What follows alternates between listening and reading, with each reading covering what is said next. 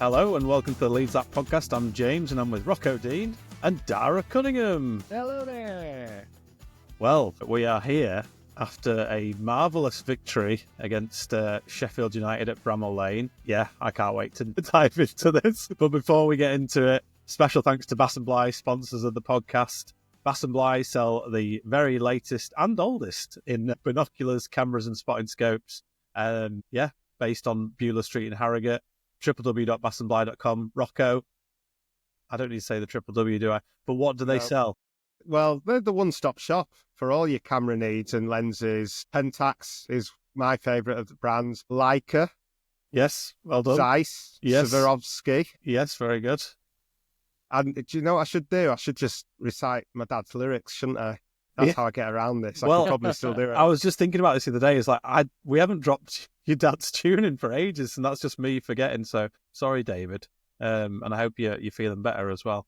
But they sell, like Rocco says, the very best brands. They sell Canon, Nikon, Fuji. I've got a Fuji camera from there, which is absolutely brilliant. Very pleased with that. And they've got a new website on the way. And if you want £10 off your used cameras or binoculars, any used gear, go to the website and you'll get a little pop-up. Just sign up there, and when you spend over £100 you get £10 off. So yeah, bassandbligh.com. I'll tell you what, lads, a good camera would have come in handy over the last two matches, eh? Couple of minutes to go. Boom. Oh dear. Right, well, let's get into it. I mean, first of all, Sunderland, we didn't do a podcast around the Sunderland game, but that was a fun night. Probably the best ever night at Ellen Road, I would say, Rocky. You were there, weren't you? So you witnessed that. No, I was on holiday. I missed it. I was absolutely devastated. Woke up, I couldn't even watch the game. Woke up at 2:30 in the morning, checked the final. Well, no, I didn't check the final score, actually. My dad had sent me a load of updates about the match. So I read through his updates minute by minute.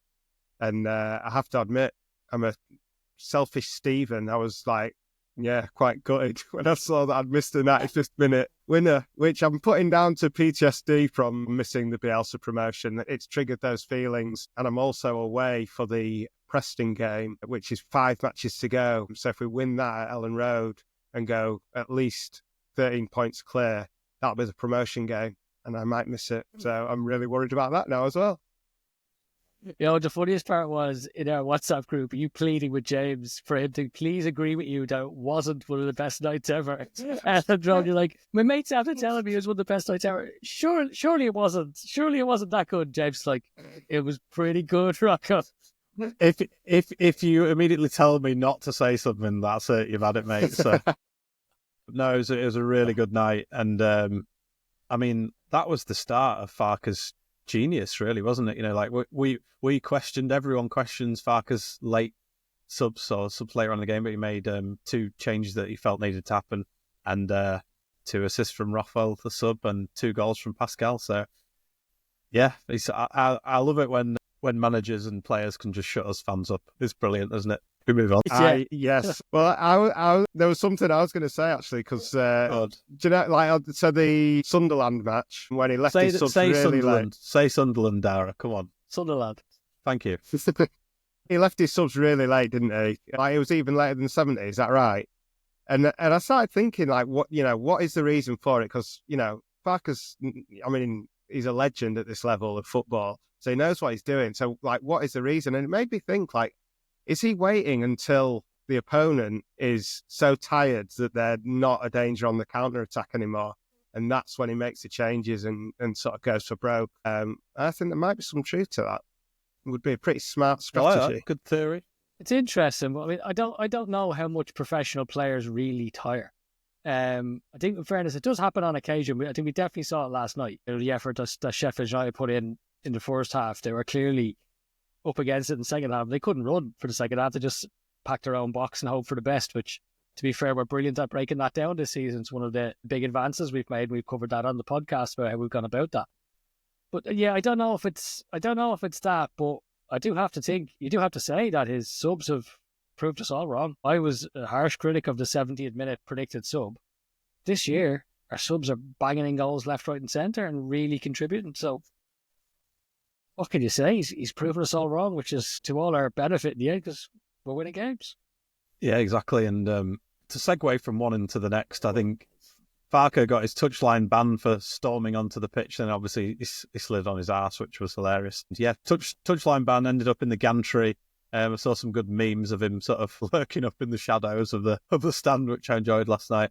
And yeah, it's been fun on socials the last 24 hours. And but going into the game, I only spotted this today actually, but there's some Opta predictions which I'll bring up on screen as we talk through them. And Rocco, you said, I mean, first of all, predicted final league position. This was before the Sheffield United game. We had a 75% chance of coming top of the league and 18.7 of coming second. Sorry, I've got the clicked on the wrong thing here. And then, yeah, overall 94.5% probability of us being promoted to out of the Championship into the Premier League. But Rocco, to quote you, hang on, just reading my notes. You said the supercomputer sucks ass. Now, that feels like like you're on brand with our American owners. Is that what you were? Is that in for? Yeah, that's what I was going for. I hate it. It's such a load of bollocks. Just look at the league table. You can look at the goal difference if you like. I don't mind that. That's a nice indicator. But like the supercomputer. Well, firstly, the proof of the matter is that the supercomputer would never change if it was so super, and it does change all the time. But also, like, it can only, obviously, doesn't bring into factors like emotion, doesn't bring it into factors like form. Like us at the moment, we're on fire. Like, where's it take? Does it?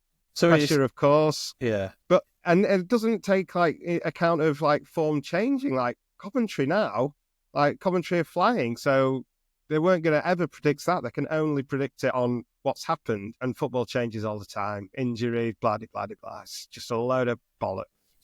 I think the problem is the name, isn't it? It's not a supercomputer. It's just a computer. If it was a supercomputer, it'd probably be able to predict things. I'd be less angry if it called itself a computer. That knows what matches you won this season, that has a guess and says, right, you've lost 3 matches out of 20. In the next 20, you'll probably lose another 3. Exactly. Wow, super. Yeah. So, like, no team ever does exactly what, like, they don't just keep tracking exactly as they are. No team does. So it's... Because if they did, the Elsa's teams would always win. Yeah, exactly. They're not machines, these players. Well done. How many minutes was that? 8 minutes.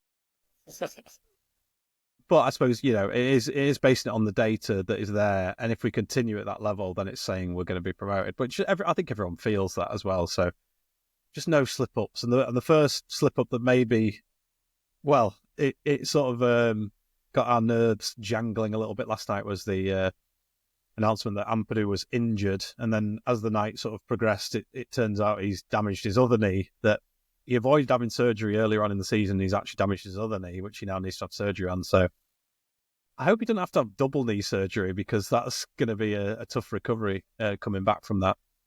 So yeah, I was really gutted for him, and maybe like you, Rocco, selfishly about missing the game. More gutted for us that Ampadu's out, and just politely reminded last night that Ampadu actually was in the Sheffield United team. He had 25 appearances for them, didn't he? Which I think was in their relegation season as well. So he had a relegation with them, didn't he? Yeah. But yeah, so that was interesting. And Ilya Gruev into the starting lineup. The starting lineup looked fairly predictable. And how were you feeling going into it? I think we were all... Well, I was nervous. I'm always nervous in these big games. I was nervous going into Sunderland. Yeah, I thought we were going to lose, to be honest. I thought it was just, because we've lost 3 games, basically. Like, I'm just thinking, well, part of me thinks we're going to get 107 points and beat Reading's record, but then the Leeds fan in me just keeps me thinking, well, something's going to go wrong at some point. Yeah, yesterday seemed, especially with Farker not being there, Ampadu not being there, tough away game, all the excitement of the previous match. There's a lot of ingredients there for it to go wrong. And yeah, couldn't have gone worse, could it? The first 15, 20 minutes, my God. It was shocking, yeah. Calamity, wasn't it? Everyone, but especially Meslier. Bloody hell. Yeah, it was. I was masking going into the game, because I'm usually cool, calm, and collected going into these games. Just another 3 points, everything else. Like, I went mad when Pontus Jansson a few years ago started saying that match of Sheffield United was the biggest game of the season and bring the crowd. I was saying to everyone around me, like, that's madness. Like, I was background working with Olympic athletes who train their entire lives for like what could be a 10-second sprint And you can't build it up that much in your head. If you build a game or an event up that much in your head, it's going to knock you down. The pressure is going to get to you. You have to take it as we've done this 1,000 times before, and here we go again.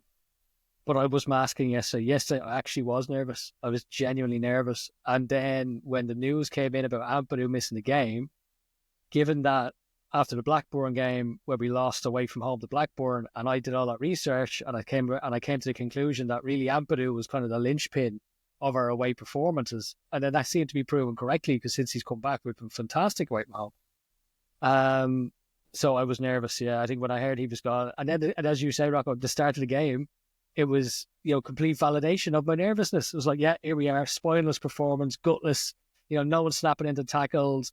And even I was saying in the on the WhatsApp group, it's not always about the performance, but it's about getting in people's ears. There was a situation, I think one of their centre mids creamed Banner Solomon, and then started screaming at him when he was lying on the ground. I actually texted the group. I was like, he doesn't get away with that if Ampadu's on the pitch. Ampadu runs up to him and squares up to him, pushes him away, whatever else. Everyone else just meekly walked away. Oh, come on, Leeds, you've got to show us a bit of fight. You're missing your captain, you're missing your manager on the sideline. Someone's got to take up the baton. And don't want to skip too far ahead, but the guy who picked up that baton was the angry man at left back. And fair play to him, but we'll come to that at the end. But you do need a bit of that fire. That's what we missed. That's what we particularly missed with Ampadu when he's not on the pitch. Daniel Farker did say after the game that we looked nervous and we weren't assured, and they were. Like, everyone was nervous, and it was just permeating through all of them. And yeah, Meslier was getting some stick, and I don't. It's not that you have to be careful what you say. Meslier has his flaws. Like, every player has their flaws, but I just don't get people just jumping on the backs on social. It's not fun. We've got a long way to go. We had a long way to go in the game, and there's still 12 games to play for. So. Yeah, but we slowly can't avoid it though, can you? Like, it's always going to be there. It's just part of what they have to deal with now. Like, we're doing a podcast. Like, we have to talk about it. Like, we can't pretend Oh, totally. I mean, yeah. So it's just the modern way, isn't it? I mean, the thing that like sort of makes me feel a bit better about Meslier is like all the other keepers in the Championship. Like, they're all crap. Exactly. Like that Sunderland keeper last week. Like, never heard anyone talk about the keeper for Stripes goal. What the hell was he doing? Like, where was it? It was appalling. And then the next week, the other day, he spurns one into his own net from a corner against Hull, and they lose again. And that's a team that's fourth in the league. And then there's every single week we seem to come up against keepers that should do better with our goals. So I think it's just the way it is. And Meslier did recover well. Fair play to him on that. Yeah. To be candid as well, we were going ballistic in our WhatsApp group. But I think my point is, it's like in public sort of jumping on him. It's just, I don't know. It doesn't sit well with me. He'll get plenty of support in the street, you would have thought. I don't think anyone's... Of course he will, yeah. Of course he just need to stay off social media. It's just a cesspit, isn't it? It's just a cesspit on so the social medias. But the thing about Meslier is that I think he had lost all credit he had in the bank by the time of that Blackburn error where he better catch it and it clipped the crossbar and came down. And he was down to minus figures then. But I put up a tweet last week asking for what were his XG, so to speak, expected saves since then, because he's been absolutely brilliant since then. And like, some of the saves he's had in our performances since then have gotten us points, particularly Coventry. Like, that one down low against Sims is one of the best saves I've ever seen. And I can't remember who we played straight after Coventry now. It's just escaping me. But there was another save of that was just top drawer as well. So I think even when last night happened, you did kind of roll your eyes and go, oh, not again. But you could kind of see the players, it wasn't the same reaction like the one against Blackburn. Like, it was as if to them, he's almost redeemed himself as well. And it was like, but it wasn't the fuck off, which is what obviously Rodon shouted at him when it happened at Blackburn, because he was like, here we go again. But this one, it just seemed a little different. But he did have a very shaky start. Like, the first cross that he let square between his two hands was bad. I have a bit of sympathy on the other one, because obviously there was a hand on the shoulder, and I think it's very difficult for any keeper that. But very ironic that he managed to hit two balls towards his own goal. It's unbelievable, isn't it? So it could have been two own goals, punching the ball in twice. But how did that guy not score it? Like, he's an open goal. And it's a simple header. I just scored that. Yeah. To be fair to Melier again, what a save. You know, the one that hit the bar, he did save that. Save. So, yeah, credit for that. And then the Brendan Aronson franticism kicked in. He was like, oh, I got to get it. And then it obviously hit off his hand and he moved his hand towards it and went in. I had another theory about Melier. Sorry to keep going on. No, keep going. He came into the team, obviously he made his debut at Arsenal and was amazing. And then he came in for Hull away and like just before COVID, he played 2 games and then it was COVID. He was behind closed doors for like the whole start of his career, like over a season, and he was awesome. So maybe, I don't know, could that affect a player, do you reckon? Well, I know, yeah. Like I'm thinking like at the start of his career, like he's completely not used to crowds. Yeah. And for so long, maybe that's why he gets so scared. His celebration was funny after when we took the lead, wasn't it? Pretending he's the coolest man in the stadium. And his celebration against Sunderland was also excellent as well. Yeah. Oh yeah, he did go for the away fans, didn't he? I don't blame him as well, you know, because he will have been goaded all game by them. So yeah, we were getting up the pitch. Pascal Strout played a lovely ball over the top to Solomon at one point, and he just hit it down the throat of the keeper, didn't he? But yeah, we were getting in there. There was a lot of, from memory, this is going off memory, there's a lot of crosses that were just too close to the keeper, and keeper was just catching them all the time. But you could feel us coming into the game. I can't remember which one of you it was, and you feel free to put your hand up, but one of you did say we were losing this game last night. Was it you? Of course it was Rocco and Darren. And I did say that I think we'll come back into it and we'll get something from it, because I think that's how it's been the last few games for us, even if we've had not shaky starts, but just not got into it as quick enough. And Sunderland was a bit that way. We were struggling for periods of it. But yeah, I just feel like we've got such good ability in the team at this level to just get into games, even if we go missing for like 15, 20 minutes. And yeah, I felt that last night, and I started to feel more confident as we sort of came into half time. Yeah. Well, I mean, I did. I was convinced we were going to lose, just like for the reasons I said before. I just thought it had defeat written all over it.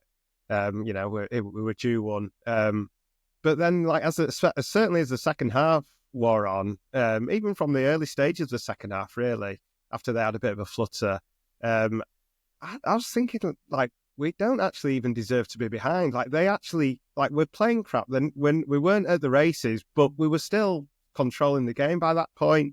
They hadn't created anything apart from Melier catastrophes. Like, you know, why did they deserve to win? And I started to get really annoyed that, you know, we were going to lose when, you know, they weren't even hurting us.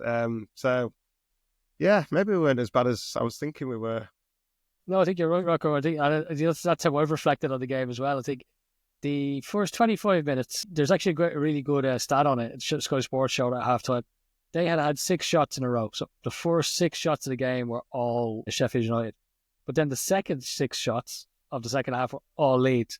And it was literally like they started off the game one way and then just started to slowly claw their way back into it. So I think anyone who thought that we were heading for defeat after 25 minutes, even up to 35 minutes, was probably well justified, because there was nothing to suggest that we were going to come back into it. But then come half time and a few minutes into the second half, even I started to think, we've got a sniff here. Because they suddenly lost interest in attacking. They were just packing the box, trying to defend. We were all over them. Manor Solomon had more intent about him. Dan James had more intent about him.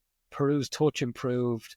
Rodon was snapping into tackles. Stroke was knocking people off the ball. Firpo was trying to get forward at every opportunity, put crosses in. You kind of go, all right, now this is different. This is different to the start of the game anyway.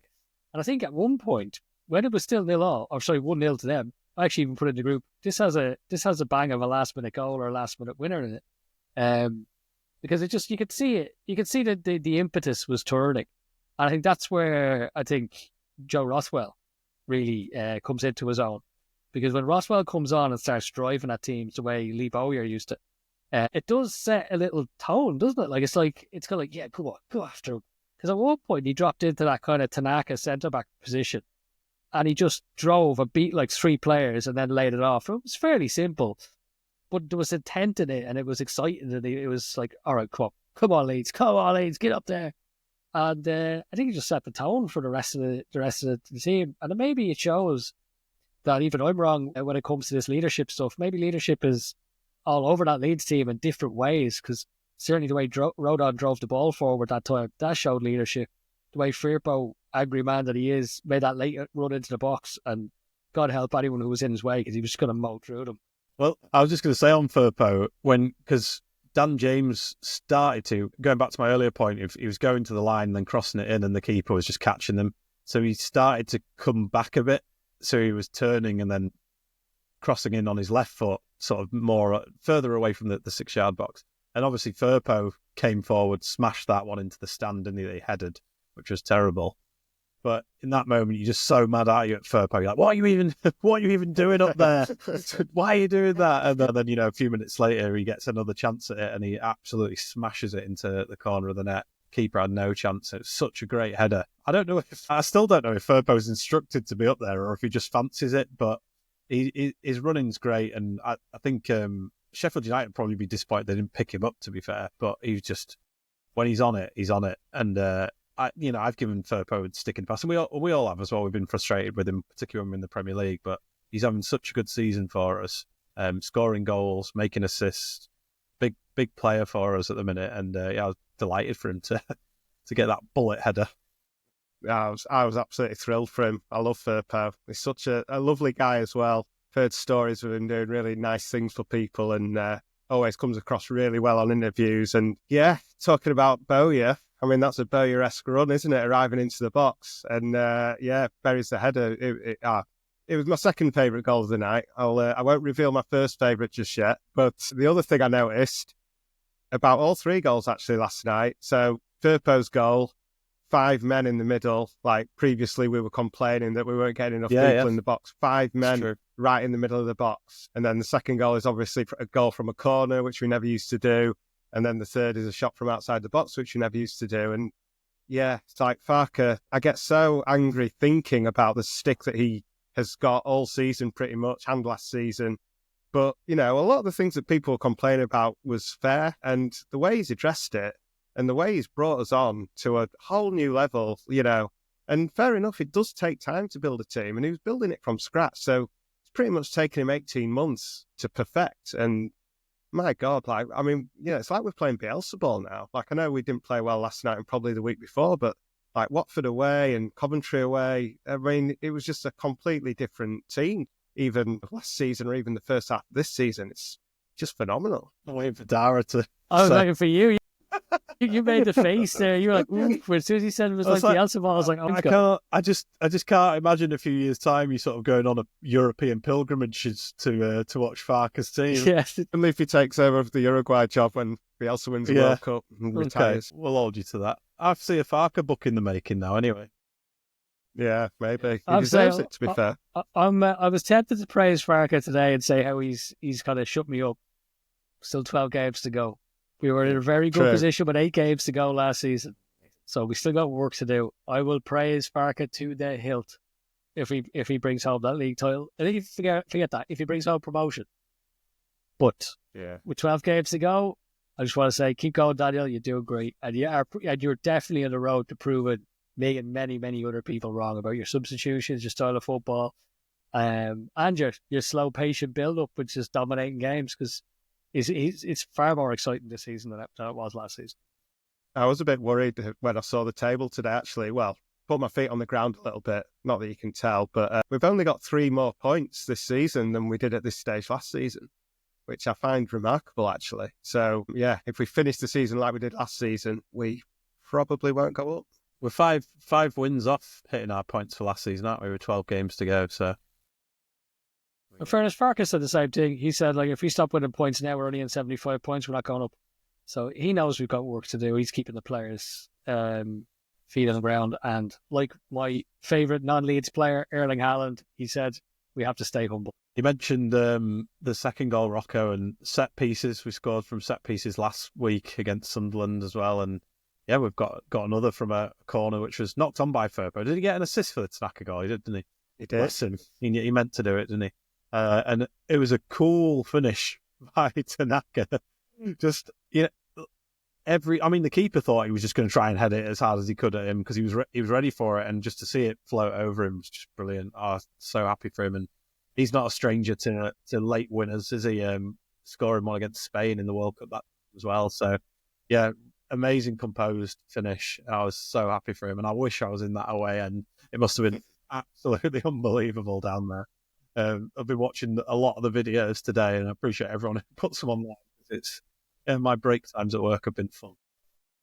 The scenes were unbelievable, weren't they? Like, absolutely astonishing. But that header, oh my God, like, that is a moment of genius. To do that, I can't believe he did it. It's incredible finish. It was such a hard finish to do, and it was the only way he could have scored pretty much. That blew me away. I thought it was unbelievable goal.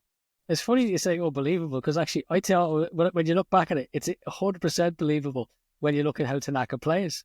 If you ping the ball at Tanaka with 10 players around him, he will assess the situation, and upon taking his first touch, he'll figure out what angle he has to be at to create space. And he just did the exact same thing with his head. He just looked at what was around him. It didn't matter that it wasn't his foot, that it was his head. He looked, the only place I need to put this ball is just there. And that's exactly what he did. He passed that into the net over the player's head who was on the line. And it was pure Tanaka. It was actually pure Tanaka, the coolest man in the stadium. Although, we know Peru was the ultimate finisher. We saw that a few minutes later. Like, just the coolness to pick your spot with your head away from home in such a big game. I gotta say it again, 3.7 million quid. How, when we were buying the Mark Rockers of this world, how did we get Tanaka for 3.7? I saw the anger rise in Rocco. You said that name then. It's like, oh God, we'll quickly move on from that. But no, I completely agree. And it goes back to when we were first talking about Tanaka at the start of the season. I don't know if anyone remembers, but went down a bit of a rabbit hole to just try and find out if he was a study or a student of Zen Buddhism, because he is Zen-like in his calmness, and it's the way he just sort of spins on the edge of the box and creates like loads of space. I say spin, he doesn't even spin, he just sort of turns. It's not like a quick spin, is it? It's just so calm and just sprays the ball out wide to Farke or Solomon, whoever's there. Yeah, it's been a pleasure to watch this season. Really enjoying watching Tanaka. And then I think by the time the replays and the close-ups of all the fans going wild in the away end had come back on, ball was won back, passed out to Dan James. He chased it, kept it in play. Go on, Darren. There was one more before that. So there was one that looked, to all intents and purposes, looked like it was in the goal, and the keeper plucked it out of the top corner. Willie Nonto. Oh, of course, yeah. That shot he had from distance. I was up off my feet. I was celebrating. Yeah. Unbelievable save from their keeper. Like, full stretch, arm up. That ball was going to just, Yeboah-esque, keep the bottom of the top crossbar and go in. I don't know how he saved that. I really don't know how he saved that. That was all credit to him. Yeah, it was good. It was dipping perfectly, wasn't it? It was a cracking save. And fast forward to, as I say, Dan James out on the wing. And he chased that down like he does. He chases everything down, brought it back in, passed it to Peru.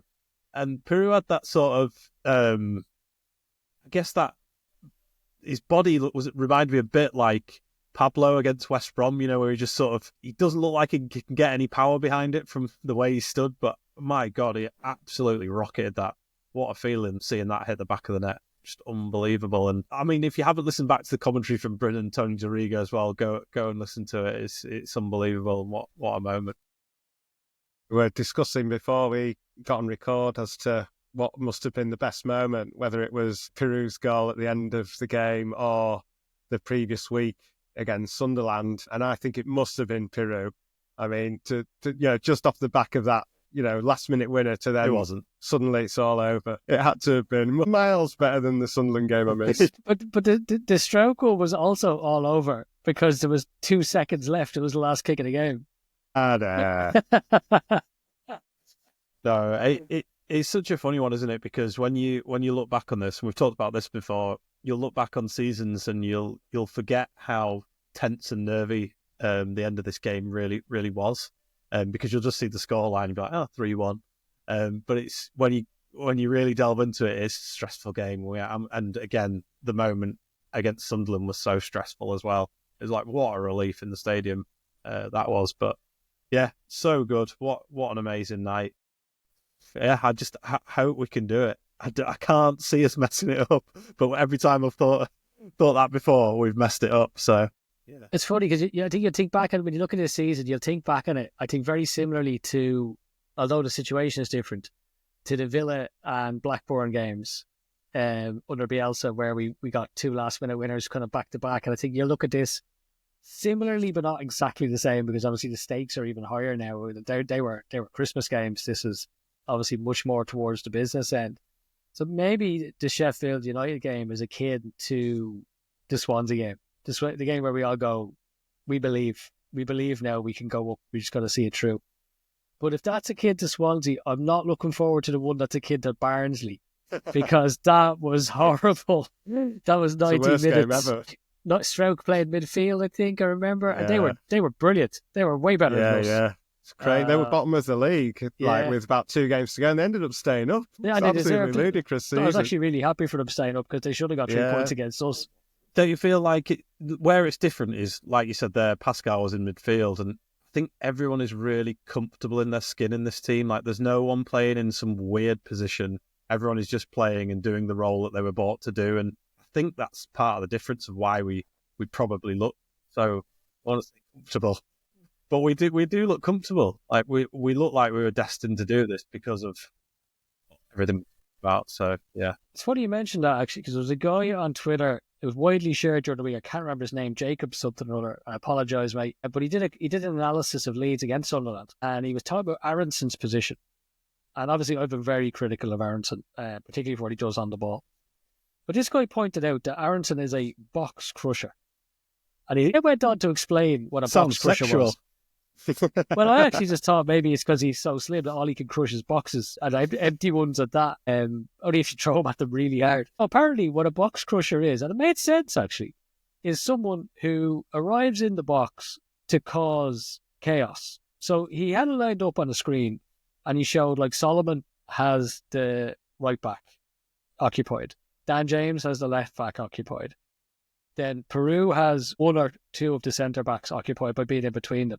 And Aronson comes and pulls them all away, at which point then Tanaka or Rothwell will step up and draw one of the defenders to have to make a decision. And it just kind of causes a bit of chaos in the system.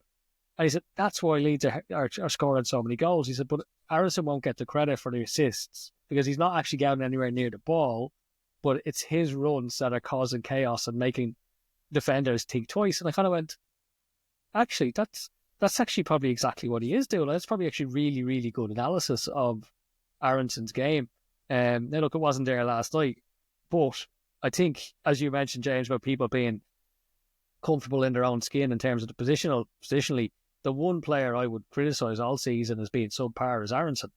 But to be fair, if that is the tactic, if that is what he's doing, and we've scored more goals than anyone in the top 4 leagues, then you have to say he's playing his part to perfection. So maybe I was wrong on that one too.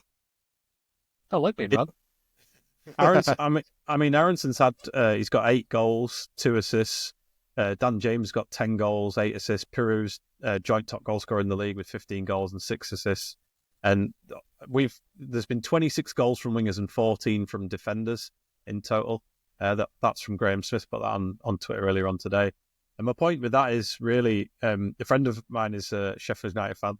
Oh, I was trying so hard not to say anything, but he was saying how much they were going to miss Hamer, and I just think I'm so glad we're not in that position where we're just missing one player, and like Ampadu being out could have been crushing, but it wasn't because we've got so many players where we're a threat, and that's such a good position to be in, because I think you remember sort of this time last year and the end of last season, particularly when it started to sort of fall off, we were just saying we just need a 10, like why aren't we signing a number 10? And it's just, I think it's really good that we're not reliant on one pivotal role. So yeah, I'm sure Aronson has a specific role in all this. I've just never been convinced by it, and I need to watch that. You shared it, Dara, so I'll give it a go. But yeah, the stats have been great. LUFC Data's been putting out loads today, so shout out to him. Go and have a look at his lufcdata.com, or if you're on Twitter, go have a look at his stuff. But Daniel Farker has now recorded 11 comeback wins as Leeds United manager, the most by a single manager or head coach at the club since Simon Grayson, 18. Yeah, there's loads of good stuff. But he's about to win his 5th Manager of the Month award. You would expect, seems he won every game, which I think is a joint club record with one Don Reedy, so that's not bad, is he? Legend of this level, you called him at that earlier, Rocco. And do you think there's room for Farker to grow? Do you think he can be a better manager? Because I know I don't want to get ahead of ourselves, but he always talked about, getting to a level with the 49ers and Leeds to prove himself in the Premier League. He said that in his very first interview, that he wanted to prove himself as a Premier League manager. And do we think he's got the ability to grow into that? He's still relatively young, is he? What is he, 48? So that's quite young for a manager. Yeah, why not? Like, I can't understand why not. He's got the full respect of the team. Like, he's got his charismatic. Like, he's got a persona. He's got experience. He's won stuff. Granted, obviously not at the top level, but he's achieved in his career nearly everywhere. He knows the game. He knows his stuff. I don't know why not. So, like you said obviously earlier, he failed. Yeah, but like you said earlier, Rocco, I think the impressive thing this season is he's adapted, and the team have improved, and tactically we've improved, and that's the sign for me that makes me think, because people immediately say, oh well, in the Premier League we'll need to change everything and it won't work, but there's bits of it that make me feel a little bit of promise that we could adapt and evolve. But you never know, getting ahead of ourselves. It's funny, like half the time I think I just want to see I want to see this team in the Premier League and see what they do. And I think, like, we've got the momentum, get a good start. We might do well, we might surprise ourselves even. But then another part of me thinks, like, just imagines trying to play out from the back against some of these teams, and it's just going nowhere and getting stuck in a rut. And Dan James being what he was in the Premier League and everything else. They're all inexperienced players at that level, really. Yeah, no point really discussing it yet, but don't really know what to expect. But I don't see any reason why Farke can't. Like, what could there be about Farke that doesn't enable him to succeed in the Premier League? I don't know. Go on, Dara. No, I agree, Rocco. I think he has every opportunity. He's done it before with a poor Norwich team. He's going to need investment and recruitment, but I think we've shown that we have a team there in place at the moment who will pick really good players at reasonable prices. So there's no reason, I don't think, why he can't be a success in the Premier League. You see some of the other managers in there, they're not superstars, they're guys who've been given an opportunity. They usually last a few months in the job. Most teams last a year, 2, 3 max before they're sacked. Is he as good as them? Yeah, of course he is. You give him the same players that, say, Aston Villa have, I think he'll do absolutely fine. You give them the same players that Norwich had when they got promoted, and did they sell Buendia upon promotion as well? Did they play their first season without him? I'm not sure he even played that full season with them. I think they sold him upon promotion because he wanted to go, and it was 30 million. Oh, was that the second time? Yeah, they had him the first season, and second season they'd sold him. Yeah, so that was a bit of a weird one. So let's get him promoted. He can get us promoted, and we back him in the transfer market, and I have no doubt that he could be absolutely fine. Sadly, you kind of know all managers got to come to an end at some point. I just hope he doesn't come to a bad end, because I think he's been a perfect counterbalance from a leadership perspective to the Leeds madness. That Leeds anxiety that we have. I remember watching Bielsa's team against Norwich when Norwich came to Ellen Road and beat us 3-0. And I remember thinking, I wish we could just be that team, to just go to a place where they have to win, no fuss, and they do, and just win. Just everyone is an 8 out of 10. You don't need like Jorginho Rutter doing 70-yard sprints with the ball, beating 10 men. It's just everyone does their job and you win comfortably. And that's what he's made us. Why can't he kick that on to the next level? It's all about the players. I think he's fine. Just give him the players. Yeah, sounds good. And who are we plucking out as man of the match? God. Firpo got it on the official one. If it's me, I'm going to have to go with Elliot. There's probably a few. Like, I thought Rodon was excellent. I thought Peru was excellent. I'm becoming a real fan of Peru's. I just love the way he shifts the ball and he provides that threat up front. And then Dan James, again, fairly quiet, but 2 assists, brilliant play. And towards the end of the game, he was driving us forward. Solomon was really good in the first half. He was probably the one that lifted us out of our doom and gloom in the first half. I honestly don't know. Maybe I'll give it to Dan James just because I love him. I'll give it to Firpo just because I love him. Yeah, I think I'm going to go Firpo as well. I think I'm going to go Firpo. I want to mention Dan James because I specifically wanted to watch Wilder in the post-match just to see what he was like. And bless him, he did well. He remained pretty humble for a bit, and then he got to the latter parts of it, and you could just see the anger starting to boil in him. I imagine he shouts at his children. And he said, what did he say? He said, oh, we kept them quiet, the Leeds fans, for 60, 65 minutes. Oh, and we kept Dan James. He didn't have a peep. He was a real threat. He didn't do anything because we played so well against him. I thought, he's basically got 2 assists. I think he's done all right. And it did make me think as well, our players, again, you think of what they do offensively, but Dan James just covers back and he does so much running. He lost the ball at one point and got up, sprinted back, and then sprinted back into an offensive position. Again, I just thought, God, my lungs would be bursting after the first 6 yards of that, but it just carries on. It's just amazing. Yeah, salty Wilder. Thought that was great. Did you hear what he said about Bogle? I'm going to stick up for Wilder again, like I did after the home game. Here we go. I know. I mean, well, the thing is funny because I stuck up for him after the home game. I enjoyed his interviews, thought he was quite nice about Leeds and respectful. And then I started hating him again. I can't remember what he did, but I thought, oh God, I can't believe I stuck up for this guy. He looked at someone sideways, or he didn't like the way someone had a sandwich in front of him or something. God, that was ridiculous, that wasn't it? But anyway, yeah. So then, did you hear what he said about Bogle before the game? That was brilliant. He came out. It's like, Bogle was one of the best signings we have ever made.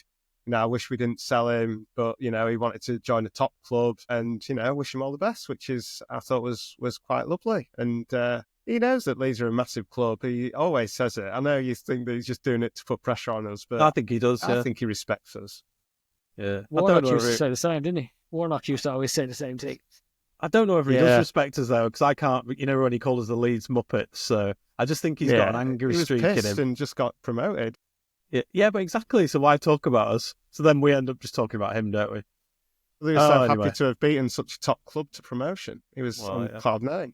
Yeah, I tell you what though, regardless of interviews or post-match, Twitter was some crack today, wasn't it? being a Leeds fan on Twitter, it was the most fun I've had on Twitter in a long time.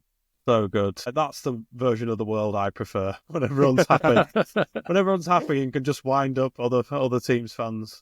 That's what we need. We had the funniest one on Twitter today. Was it you, Rocky? You were saying about Leeds, we have the best manager. What did you say? The best manager, the best player, best team, the best squad, best manager. And there's me trying to be nice, and I took a picture of your books and I put them up. I retweeted you and I said, we have the best books and the best podcast.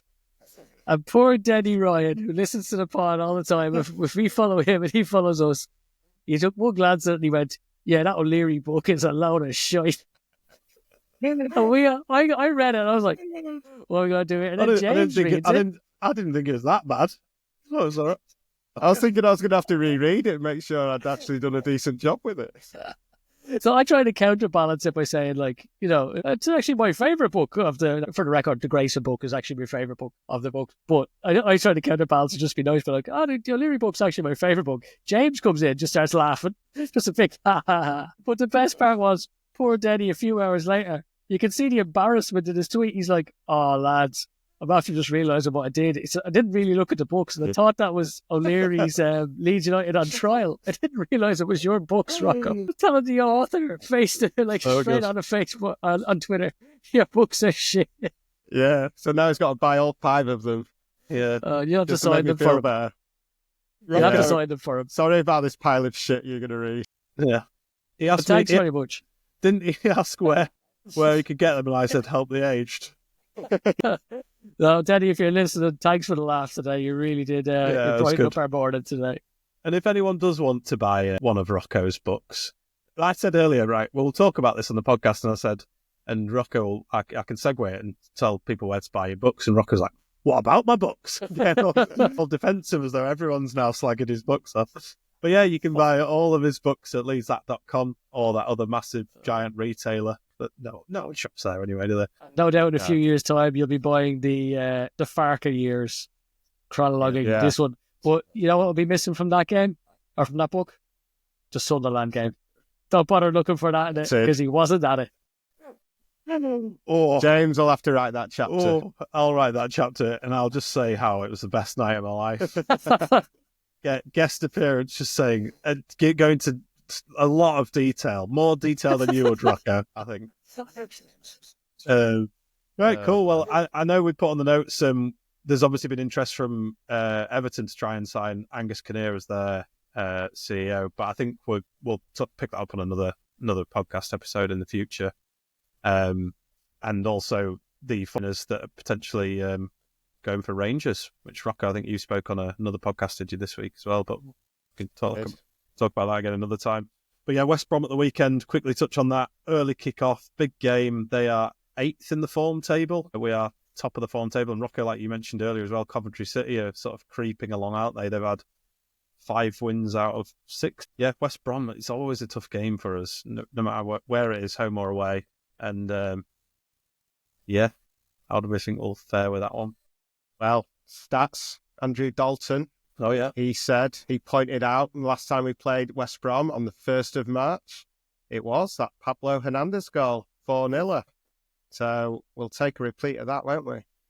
100%, yeah. Cooper smashing into the header within the first few seconds. Amazing. Talent, didn't he? Yeah, everyone up for it. Amazing. Well, let's just see where we get to. 12 o'clock kickoffs. We're not usually a big fan of them. Have we got 12 o'clock kickoffs back to back as well? I've got a feeling. One game ahead, James. You only look one game ahead. Yeah, one game at a time. Come on, keep your feet on the ground. Stay humble. You could be managers, 6 aside, 7 aside, maybe. Right, good stuff. Thanks ever so much for joining us, Dara and Rocco as well. Great to see you. And we'll be back after the West Brom game where let's just get a win. Let's start putting this season to bed. Have a good one. Cheers.